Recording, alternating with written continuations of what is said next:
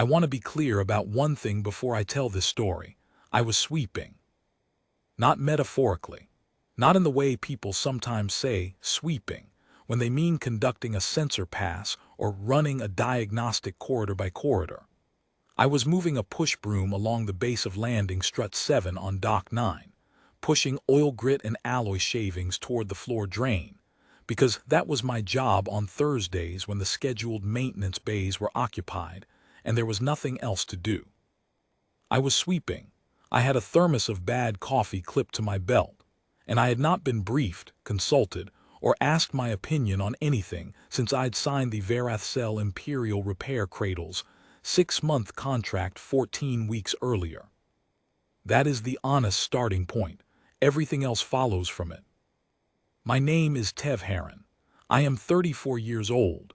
I grew up in the orbital repair settlements above the 4th planet in the Sorenne system, which the Verath call Outpost Tier 9 and which we call home.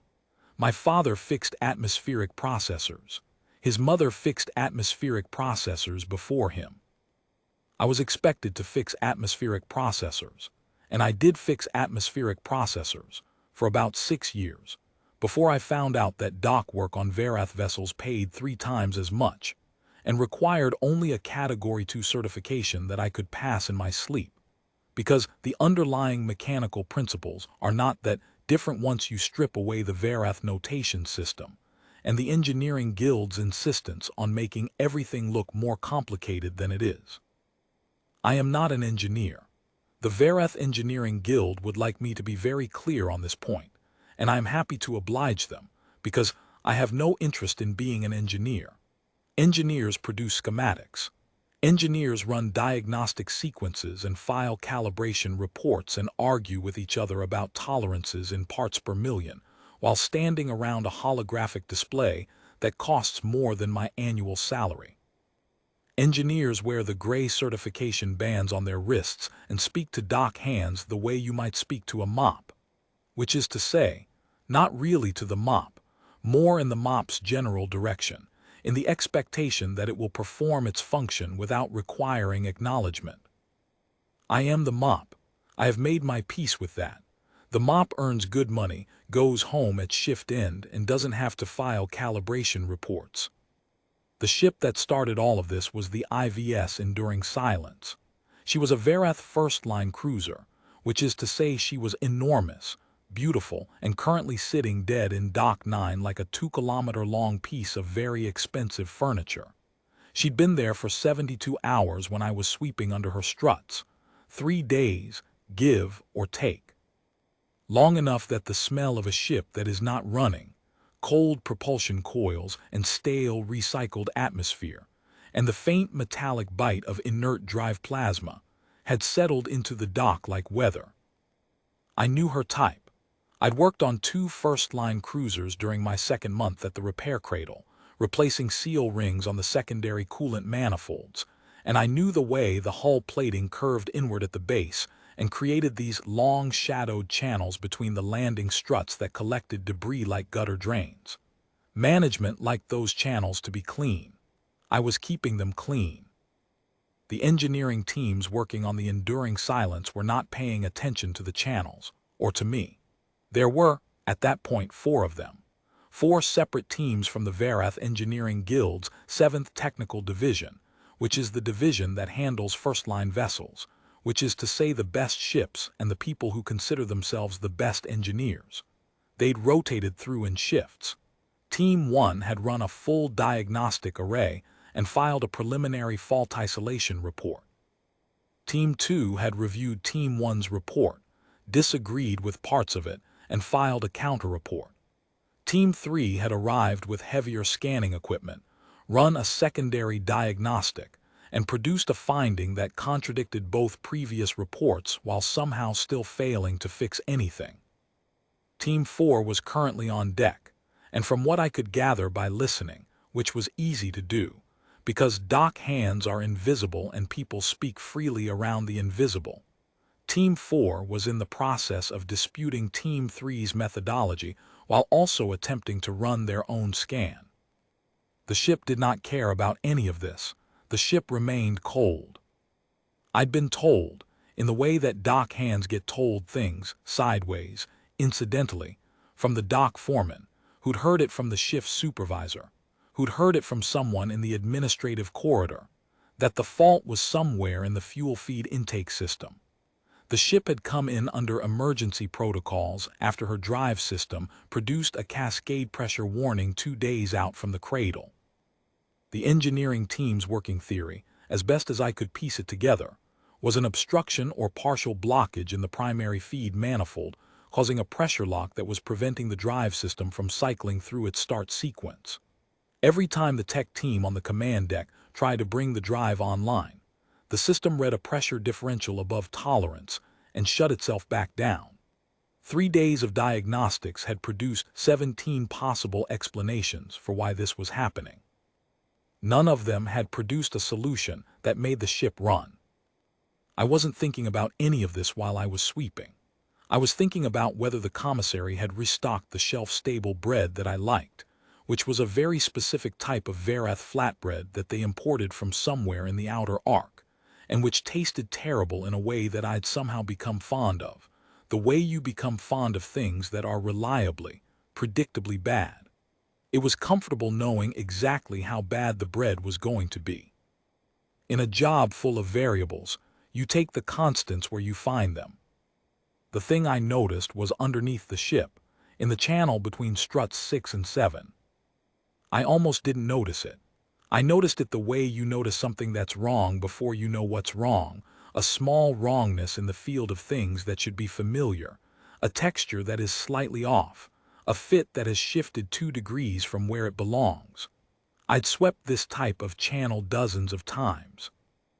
I knew what the base of a first-line cruiser's fuel feed manifold housing looked like from below, because I'd cleaned below them, and I'd replaced the drain catch filters on them, and I'd occasionally had to crawl halfway into the strut channel to retrieve pieces of equipment that a tech had dropped and didn't want to admit they'd dropped. I knew what it looked like when the manifold coupling was seated correctly. I should say something about what correctly seated looks like, because it matters to the story. A fuel feed manifold coupling on a first-line class vessel is a threaded collar about the diameter of my forearm, machined from high-tensile alloy, with a reference groove scribed into its body at the factory that is meant to align with a corresponding mark on the manifold housing when the coupling is torqued to specification. The 2 marks together tell you that the coupling has been threaded in along the correct path and seated at the correct depth. When a coupling is installed right, the 2 marks align within a few degrees of each other. They don't have to be perfect. They have to be within a range that tells you the thread path is true. This one was not seated correctly. It was a small thing. Visually small, the coupling collar was roughly where it should be, flush enough that any scan reading structural positioning would call it within tolerance. But the collar itself had a rotational offset. You could see it, if you were looking from the right angle, in the faint misalignment between the machined seating groove on the coupling body and the reference mark scribed on the manifold housing. Maybe 8 degrees, maybe 10. The kind of offset that happens when a coupling is threaded home under load. Maybe during a hasty reseal at a field depot. Maybe during a previous repair where somebody rushed the reinstallation. Maybe just over time with thermal cycling, gradual creep, the fitting working itself loose, and then being retightened without being properly reseated first. It's a known failure mode. Every dock hand learns it.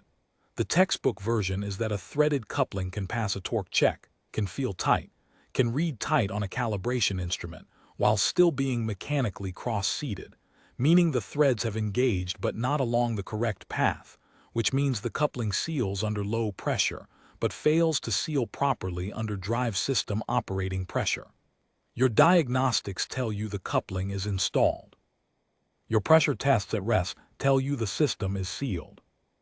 The moment you bring the drive up to operating pressure, the seal fails, you get a pressure differential, and the safety system shuts you down. The scanner the engineering teams were using would tell you the coupling was present, in approximately the correct location, reading within acceptable positional tolerance. The scanner would not tell you that it was cross-threaded, because scanners read what they're calibrated to read, and they're calibrated to read the large-scale geometry, not the fine rotational alignment of the thread path. You feel that.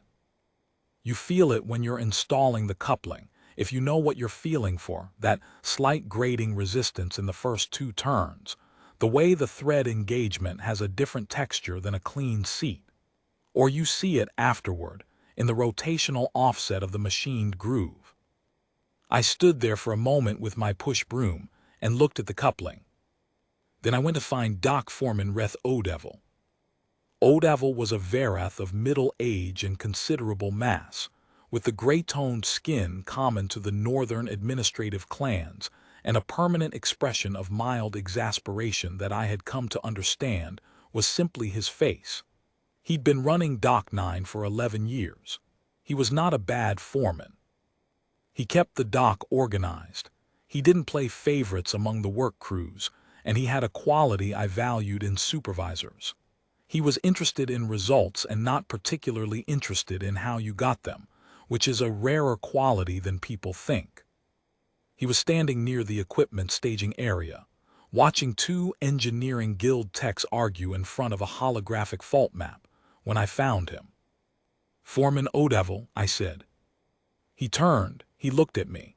The look was the standard look, not unkind, not contemptuous, just slightly surprised, the way people are slightly surprised when a piece of furniture addresses them directly. "Harren, something broken." "I want to look at the intake coupling on strut channel 7, I said. "The one on the enduring silence."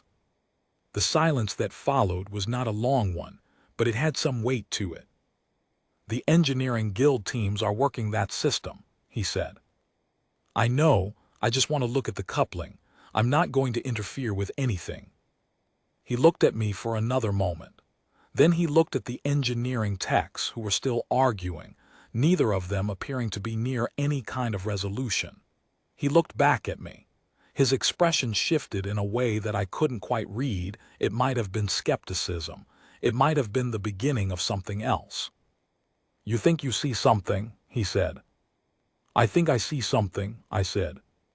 That was all. He didn't ask me what it was, which told me something about where we were in the 3-day process. When an operation has been going 72 hours without progress, even a foreman with good instincts for hierarchy starts to weigh the cost of asking questions against the cost of continued failure. He thought about it for another breath. Then he made a short gesture toward the ship. "You have 20 minutes, he said. "Don't touch anything without telling me first." "I'll need my toolbox," I said. A longer pause. "What's in your toolbox?" I listed it: torque brace, standard dock hand gauge set, rubber mallet, thread-chasing tap set, penetrating sealant compound, a reel of safety line, 2 work lights, and a folding inspection mirror. He listened to the whole list. When I finished, he thought about it. Engineers carry scanner arrays and calibration rigs and specialist diagnostic hardware. Dock hands carry rubber mallets and tap sets. I watched him weigh this. 20 minutes, he said again, "and I come with you." That was fair. I went to get my toolbox. The space underneath the enduring silence between struts 6 and 7 was narrow enough that Vael and I were both working on our elbows, chin up, looking at the manifold housing from below. I'd clipped a work light to the strut wall and angled it so the light hit the coupling collar directly. The rotational offset was clearer here, close up, with direct illumination. The machine seating groove was plainly misaligned with the reference mark, not enormously, but unmistakably. Vael stared at it for a long moment. The diagnostic reports said the coupling was correctly installed. "The scanner reads it as correctly positioned," I said, "but look at the seating groove alignment." I handed him the inspection mirror. He took it, angled it, spent some time with it. "The thread path," he said slowly. "The thread path," I said. "It's cross-seated. It seals at rest. When the drive pressure hits operating range, it opens." He was quiet for a long moment. The sound of the hangar filled the silence, the distant echo of the engineering teams working on the upper access decks, the hum of the dock's environmental systems, the tick of cooling alloy somewhere deeper in the ship's cold hull. "Why didn't the diagnostic catch it?" he said, and there was something careful in the way he asked it, not defensive, more like a man who has just realized the nature of a problem and wants to understand its full size. "Because the diagnostic scan reads large-scale positional geometry," I said. "It's not calibrated to read rotational thread seat alignment. That's a field check. It's tactile. You feel it when you install the fitting correctly. You feel when something's off, or you see it afterward in the groove offset." I paused. "It's in the dockhand certification manual, section 12, thread seating failures in high-pressure manifold couplings." He looked at me. "What's the fix?" "Remove the coupling, chase the threads on the housing to clear any cross-thread damage, reseat the coupling clean, torque it to spec. Standard procedure. Takes me 40 minutes, maybe less if the thread damage is minor." The silence this time was longer. "You're certain?" he said. Not a question exactly. More like a man who is considering a significant action and wants to be sure of his footing. "I'm certain enough," I said, "which is what you say when you've done this before and you know you're right, but you also know that certainty is a thing you earn by doing, not by claiming. Let me start. If I'm wrong, nothing's worse than it was. If I'm right, the ship runs." He looked at the coupling one more time. Then he pulled himself back from under the strut and called up to the deck. "I want to say that the engineering guild teams took this graciously. I want to say that, but I would be lying, and I have no interest in lying when the truth is more instructive. What happened was this. O'Devil informed Team 4's lead engineer, a tall, ribbon-thin Verath named First Saul who wore his certification band stacked 4 high on both wrists, which is the guild's way of indicating seniority, that a dockhand worker had identified a possible fault and was requesting 20 minutes to attempt a repair. Saul looked at O'Devil. Then he looked at me. Then he looked at O'Devil again with the expression of a man who had just been told that his kitchen drain had formed an opinion about his cooking. "The dockhand," he said. "Yes," O'Devil said. "Is going to repair a first-line cruiser's primary fuel feed manifold coupling. Is going to attempt a correction to the thread seating of the coupling." "Yes," O'Devil said. He was careful with his words. I appreciated that. Saul looked at me again. He was not a cruel man. I want to be fair to him, because this story is not about cruelty. It's about something different, and cruelty would be easier to hold at arm's length. He was not cruel. He was a man who had spent 15 years becoming an expert in something, and had built his understanding of the world partly on the belief that expertise of that particular kind was where solutions came from. A dockhand with a rubber mallet was not, in that world, a source of solutions. "Our diagnostic indicates the coupling is correctly seated," he said to me, not unkindly, explaining, informing. "I know," I said. "The coupling reads as positionally correct. The thread seating is cross-aligned. You can see it in the groove offset." I showed him the inspection mirror and the photograph I'd taken on my work unit. He looked at the photograph. He looked at me. Something moved across his expression, not agreement, not yet, but a small shift, a readjustment, the look of a man whose foundation has produced an unexpected sound. "That could be a cosmetic misalignment," he said. "Manufacturing tolerance on the scribe mark." "It could be," I said. "I've seen it both ways. I think this one is the coupling." Another silence. This one had the quality of a moment when a process is about to change, when the weight of events has quietly transferred from one point of application to another, and everyone in the vicinity is in the process of figuring out that this has happened. Saul looked at his team. His team looked at the photograph. They talked among themselves in the rapid, clipped Verath engineering dialect that I can follow about 60% of, which is enough to get the shape of a conversation if not every detail. What I understood was that there was disagreement, and that the disagreement was not entirely on the side of dismissal. Saul looked back at O'Devil. "If the dockhand damages the manifold housing," he said, "the repair costs are Covered under Dock Operations Repair Authorization, Vael said, with a steadiness that told me he'd thought about this already. My call, my authority. Harren, you have 40 minutes. That was the last conversation I had for 43 minutes. I crawled back under the ship with my toolbox. I clipped both work lights to the strut walls, got my folding inspection mirror properly positioned, and spent the first 5 minutes just looking, confirming what I'd seen, checking the degree of thread damage on the housing, assessing whether the coupling body itself had been damaged by the cross-seating or whether I was just dealing with the housing threads. The coupling body looked clean. The housing threads showed the pattern of cross-engagement, small burring along the thread path, nothing that the tap set couldn't clear. I started with the penetrating sealant compound, working it into the thread interface to break the mechanical lock that had built up from the cross-seating under pressure. This takes time. You don't rush it, because rushing it and trying to force the coupling free before the compound has worked is how you strip the housing threads and turn a 40-minute job into a full manifold replacement that takes days and costs someone a great deal of money. I let the compound work for 10 minutes. I kept my work light on the coupling, and I kept watching the threads. There is a quality to waiting that people who don't do manual work underestimate. Waiting in this context is not passive. You are paying attention to something that is changing slowly, and you are reading the changes, and you are deciding on the basis of what you see whether to act or to keep waiting. This is a skill.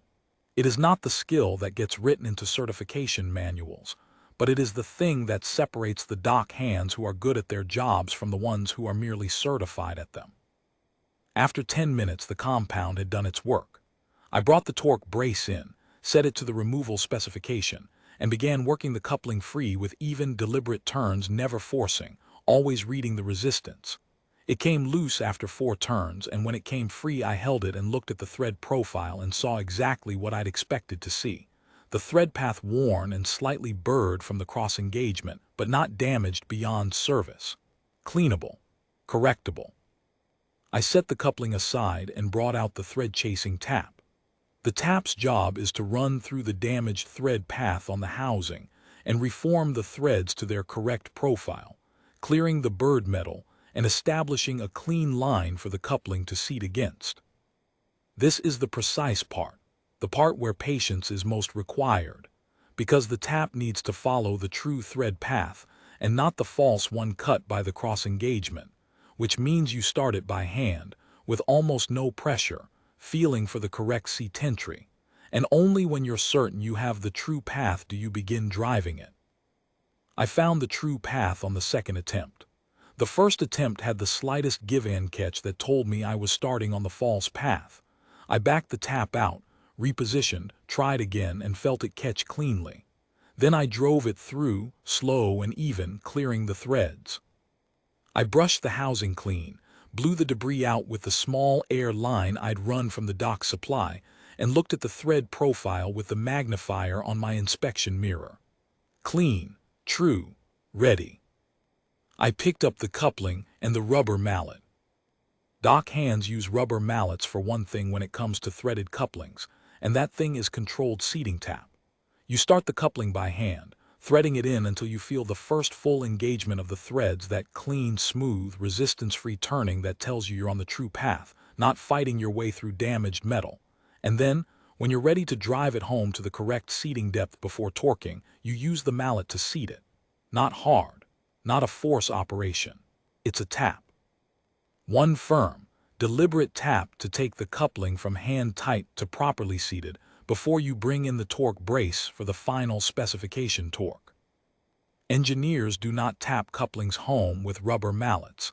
Engineers have installation tools that apply controlled force in calibrated increments. Theoretically, this is better. Practically, the installation tools cost 800 credits per unit, take time to set up for each coupling specification, and occasionally encourage the user to let the machine do the work instead of feeling the work, which means the machine can drive a coupling home that isn't fully true because the machine doesn't feel the difference, and if you're not paying close attention, neither do you. The rubber mallet costs 4 credits, It does exactly what you make it do. Nothing more, nothing less. And the force feedback goes directly through the mallet handle and into your hands, where your hands, if your hands have been doing this for the better part of a decade, tell you everything you need to know. I started the coupling by hand, felt the thread path catch clean, turned it in until I had full engagement, adjusted my angle for the tap, and then one firm, deliberate tap. The coupling seated. I felt it seat. Not a dramatic sensation, not something that would impress anyone watching from the outside. Just a slight forward movement, a small change in the resistance under my hand, the coupling finding its correct depth and stopping there the way a correctly seated coupling always stops. Not with a jolt, not with any kind of announcement, just with a kind of quiet finality, the finality of a thing that has arrived at the position it was designed to occupy. I brought in the torque brace, drove the coupling to specification, checked the seating groove alignment against the reference mark, clean. The groove and the mark were aligned. I lay on my back under the enduring silence for a moment after I'd packed my tools, just looking at the coupling, not because I was uncertain, more because it was a moment before the noise started, and I find I like those moments.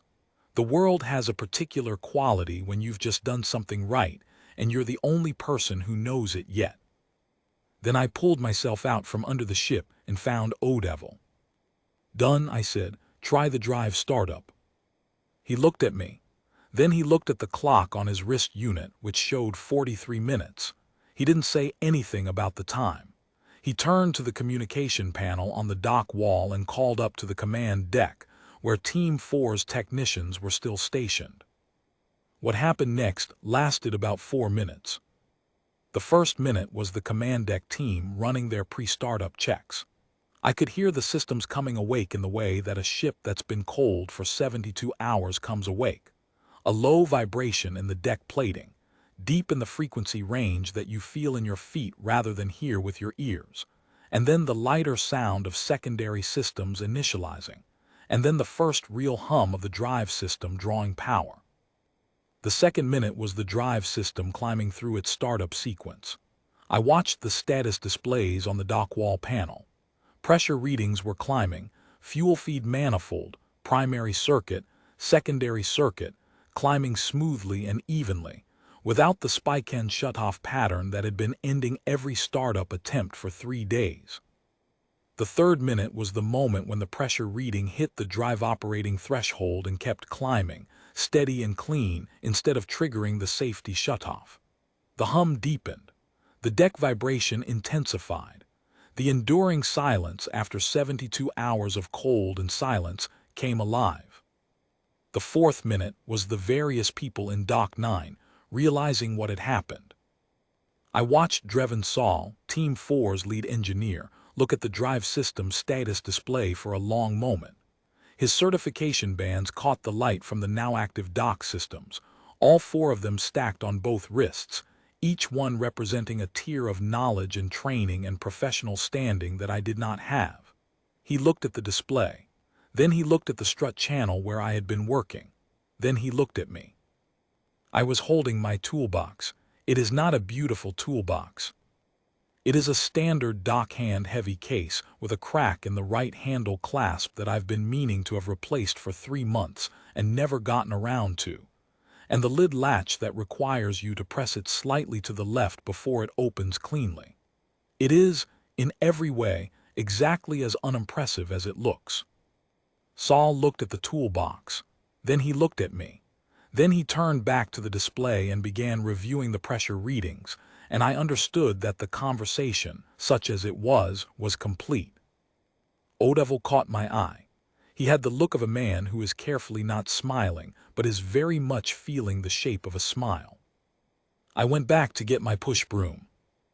I was sweeping strut channel 8 when the dock floor supervisor found me and told me that Fleet-Admiral Sorenne Vael wanted to speak to me.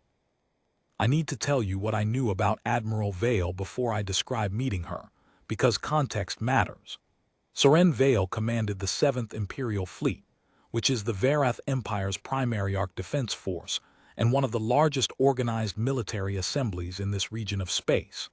She was 61 years old in Verath terms, which translates to roughly 54 in the human reckoning, and she had commanded warships since she was 34 and fleets since she was 49. She had 3 service decorations that the dock floor gossip circuit considered significant, and the dock floor gossip circuit, I had found, was generally reliable on questions of military standing. She had not, in all my 14 weeks at the Verath cell repair cradle, set foot on the dock floor.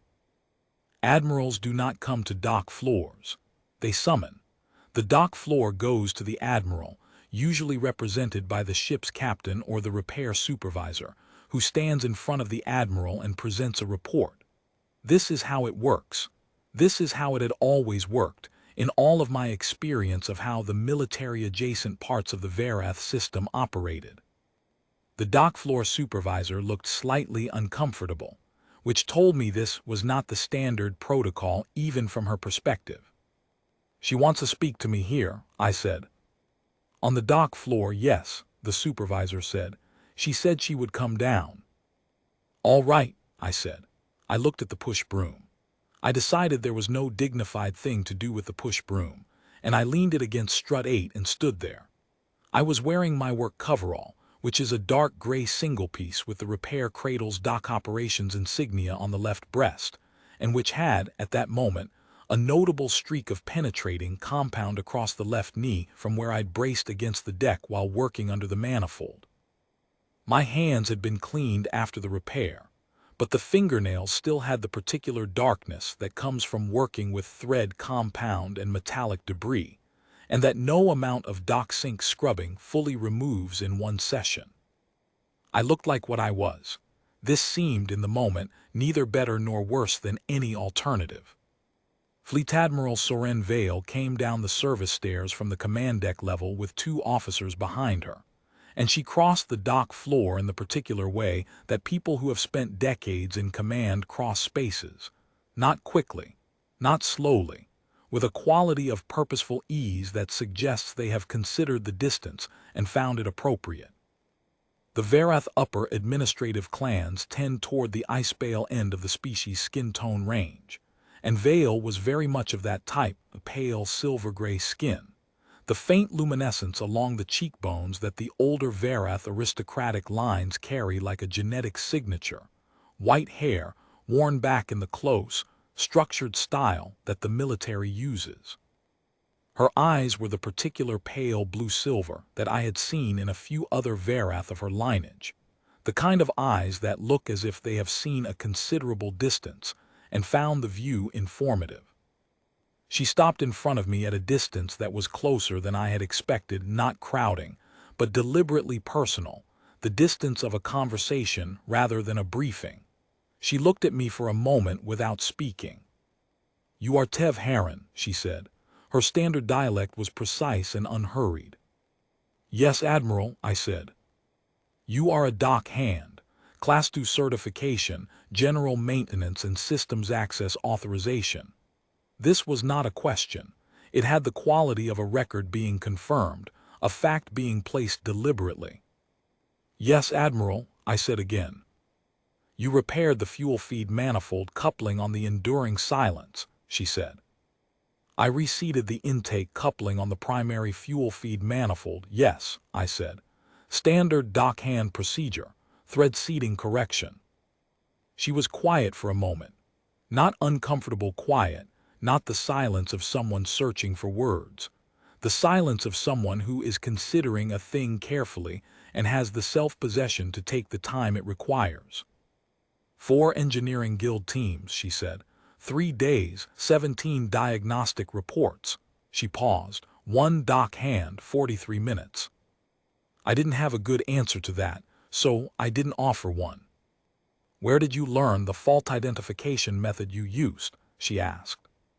"Section 12 of the Dockhand Certification Manual," I said. "Thread seating failures in high-pressure manifold couplings. My instructor emphasized it, said it was one of the things that scanners miss and hands don't, if you know what you're feeling for."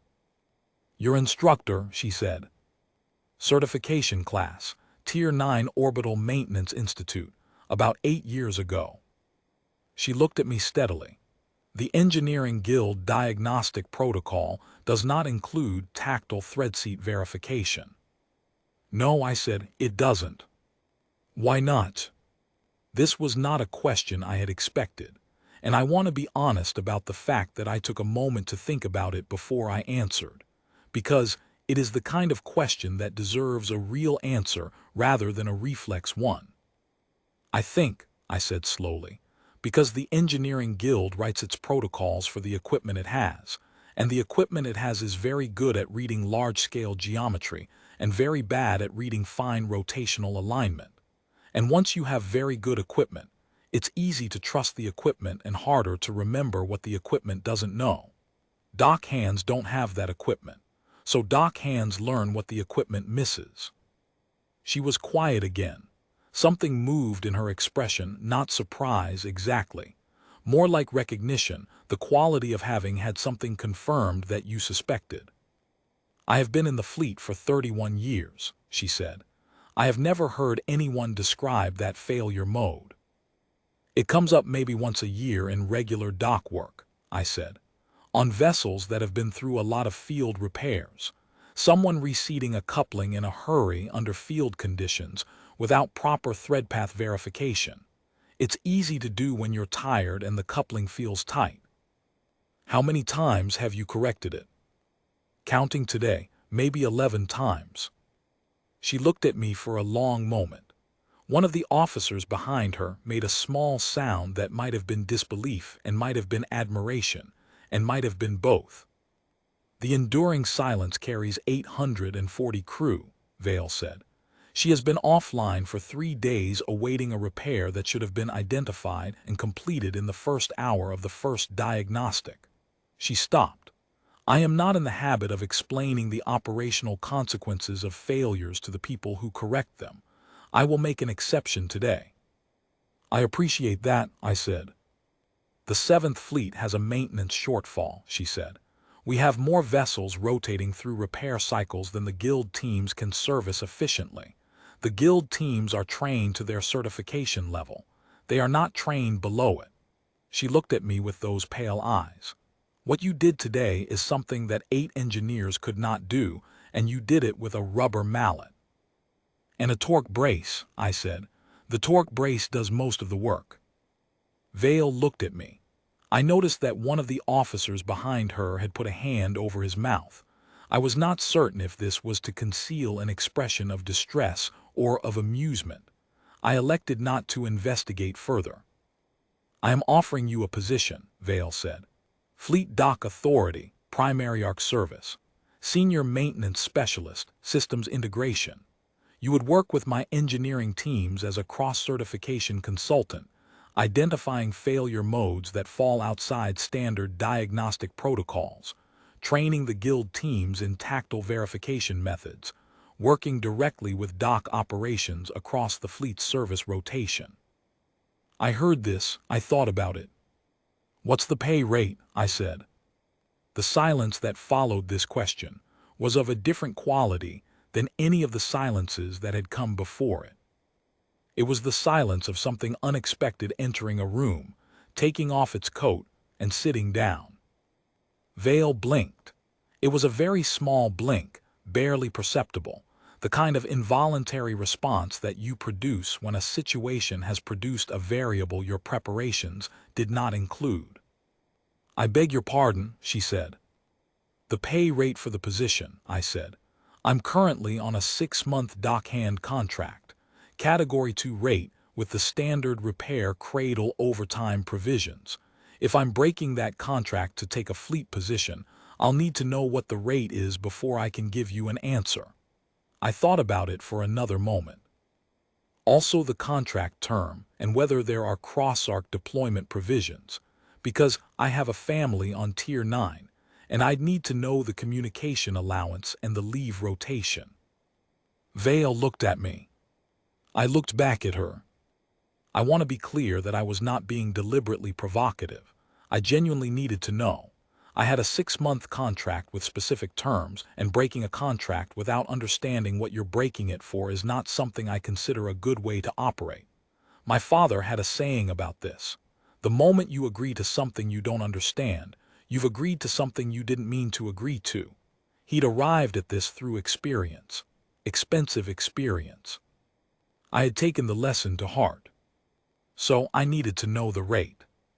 Behind her, one of the officers, a younger one, with the narrow-faced look of the Verath Western Administrative Line and a service bar that suggested he was still early in his career, made a sound that was unmistakably the sound of a person attempting not to laugh and not entirely succeeding. He covered it with a cough. The cough did not particularly convince anyone. Vail's expression changed. It changed slowly, and what it changed into was not what I would have predicted. It was not offense. It was not the chilly withdrawal I had seen on the faces of Verath officials when Doc Hands spoke out of register. It was something I had seen on very few faces in 14 weeks of working for the Verath. It was genuine amusement, the kind that comes from a distance and arrives quietly, the amusement of a person who has seen a great deal of ceremony and finds, in an unguarded moment, the absence of it startlingly refreshing. "The pay rate," she said. "Yes, Admiral," I said. "You have just repaired a ship that my best engineering team could not fix," she said. "I am offering you a senior fleet position." "I know," I said. "I appreciate that. I'd like to know what it pays." She looked at me for another long moment. Then she said, "I do not know the current fleet pay schedule for that classification off the top of my head, Doc Hand Heron. I will have to have someone look it up." "That's fine," I said. "I can wait." The officer with the cough was now facing slightly away from the conversation. His shoulders were doing something. Vael, who had been standing near the dock wall panel and who had been, up to this point, maintaining the careful stillness of a man who does not want to draw attention to himself, caught my eye across the dock. His expression was the expression of a man who is witnessing something he will be telling people about for years. They looked up the pay rate. This took about 10 minutes, during which time I leaned against strut 8, drank the cold remnants of my thermos coffee, and thought about the shelf-stable flatbread in the commissary. Vael waited with the patience of a person who is accustomed to waiting for things she's decided to acquire, which I found, in a strange way, reassuring. When the rate came back, I considered it. "That's above the repair cradle Category 2 rate," I said. "Yes," Vael said, "it is." "What's the leave rotation?" There was a pause while someone looked that up as well. "Standard fleet rotation," the younger officer said, having recovered sufficient composure to be useful. 72 standard days on service, 14 standard days leave. Communication allowance is unlimited on system, restricted to 2 transmissions per standard week on depark deployment. And the contract term? 2 years renewable. I thought about all of this. I thought about Dock 9 and the push broom and strut channel 8 and the shelf-stable flatbread that was terrible in a way I had become fond of, and the 11 times I had reseated a cross-threaded coupling in 8 years of dock work, and the ship above me that was now running, that had been silent for 3 days and was now alive. I thought about my sister on Tier 9, who had fixed atmospheric processors for 20 years, and who had once told me that the best work is the work where you can feel when something is right, where your hands tell you before your instruments do, and who had not been wrong about very much in her life. "The medical provisions," I said, "standard fleet or enhanced?" The younger officer blinked. "Enhanced," he said. "All right," I said, "yes." Vael looked at me. "Yes," she repeated, as if she was confirming the sound. "Yes," I said, "I'll take the position." She nodded once, then she said, "I have one question." "Of course." "When you were working under the ship," she said, "when you were reseating the coupling, were you certain it would work?" I thought about this honestly, the way I try to think about things that deserve honest answers. I was certain the coupling was cross-threaded, I said. I was certain that was the most likely cause of the pressure failure. Whether the reseating would resolve the problem, or whether there was a secondary fault I hadn't found yet, no. I wasn't certain about that until the drive came online. Vael nodded again. She seemed to find this answer satisfactory. More than satisfactory, she had the look of a person who has received confirmation of something they suspected. "You are not the first person I have spoken to today," she said. "I also spoke to the lead of Team 4 after the drive initialized. I asked him whether, in light of the coupling fault and the dock hands repair, he had any explanation for why 3 days of guild diagnostics failed to identify it." "What did he say?" I said. "He said the fault was below standard diagnostic resolution, and that the dock hands identification method was outside certified engineering practice." She paused. "He was correct on both counts." "He was," I agreed. "He also said that the dock hands approach was unorthodox and not reproducible as a systematic method." She looked at me. "Was he correct on that count?" "No," I said. "It's reproducible, it just requires teaching, which is actually," I stopped. "Which is actually what you're hired to do," Vael said. "Yes, Admiral." She was quiet for a moment. Then she did something I had not expected. She held out her hand, palm up, in the human gesture. Not the Verath equivalent, the human one, the one I would use among my own kind. It was a careful gesture, deliberate, not instinctive. She had thought about it. I shook her hand. "Welcome to the 7th Fleet, Dockhand Harren," she said. "Maintenance Specialist Harren," the younger officer said, quietly and somewhat pointedly.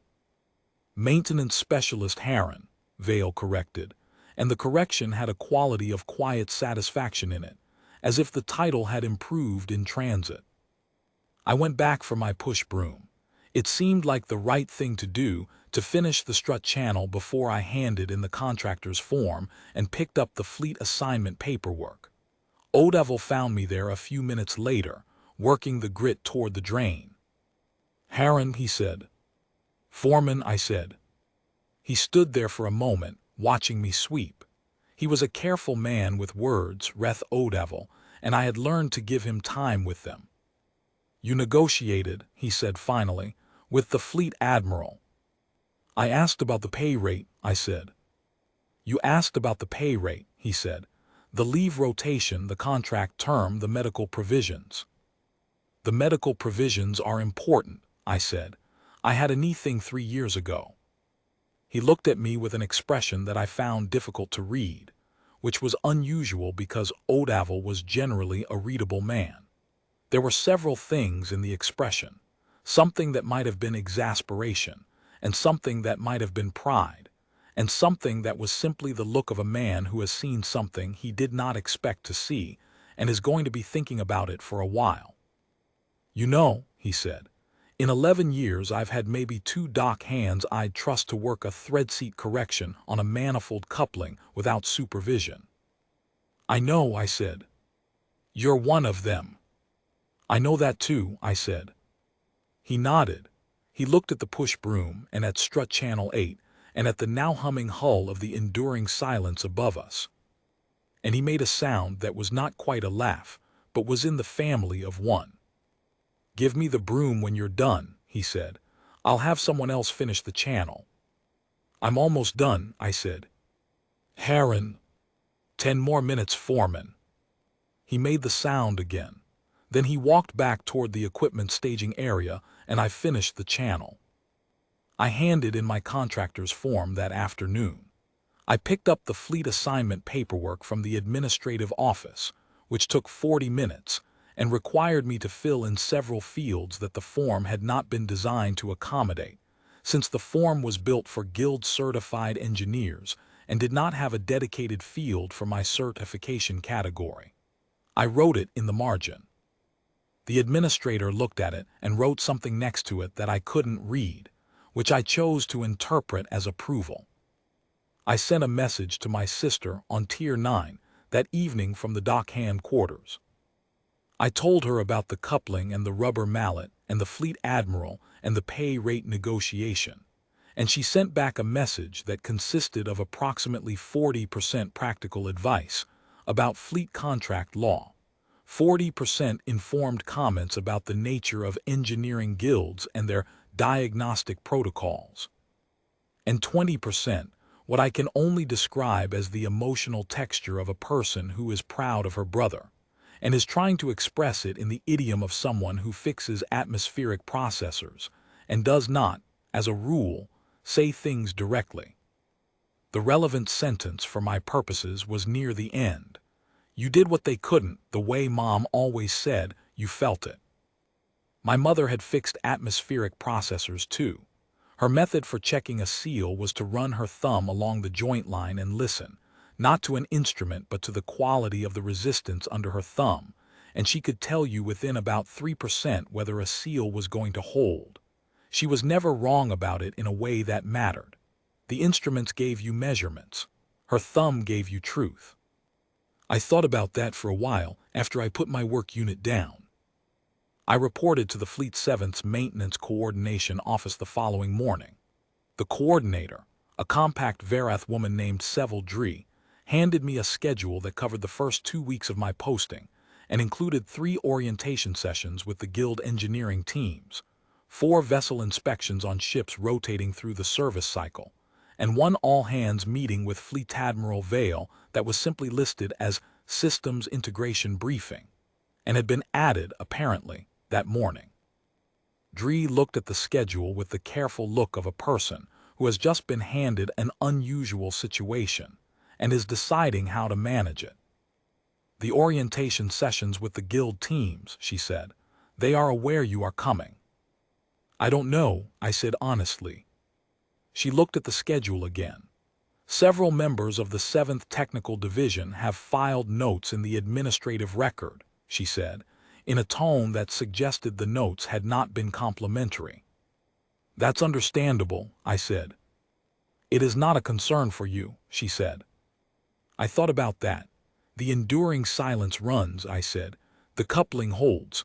Whatever notes they've filed, the ship runs. That's the job. She looked at me for a moment. Then she did something I had not expected. She smiled.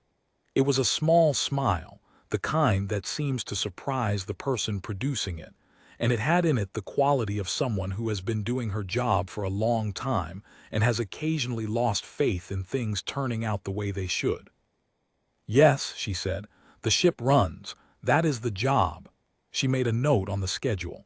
I will see that the Guild teams are properly briefed before the orientation sessions. Thank you, I said. I went to the first orientation session that afternoon. I brought my toolbox. I brought the Dockhand Certification Manual, Section 12, photocopied and laminated, with the relevant passages marked. I brought 2 spare thread-chasing tap sets, 1 for demonstration and 1 to leave with the engineering team. There were 6 engineers in the room. Drevin Saul was not among them, which I thought might be best for everyone. The 6 engineers who were there had the careful, assessing look of people who have been told to attend something they're not certain about, and who are reserving judgment. I put the toolbox on the table. I put the manual copies next to the toolbox.